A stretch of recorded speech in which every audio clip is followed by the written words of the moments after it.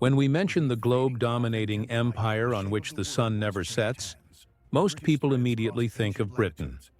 However, the title's original owner was actually another, earlier European power.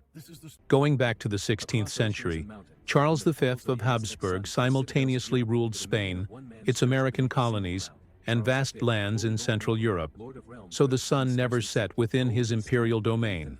After defeating the Spanish Armada, Britain, through commercial military complexes like the East India Company, and by defeating France in the 7 Years' War, seized North America and India, gradually laying the foundation for its global hegemony. At its peak, the empire's territories were colored red on maps to forge a national identity. Its lands spanned all time zones, and its global sea control was secured by strategic points like Gibraltar and the Suez Canal.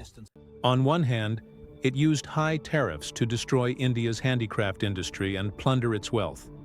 On the other, it turned places like Canada and Australia into the empire's farms and raw material bases, establishing a global division of labor with Britain at its core. However, the enormous costs of 2 world wars exhausted the empire's wealth, and the fall of Singapore in 1942 symbolically shattered the myth of its invincibility in Asia. Facing a global wave of national independence, Britain legally recognized the equal status of its dominions through the Balfour Declaration and the Statute of Westminster, initiating a peaceful transition towards the Commonwealth.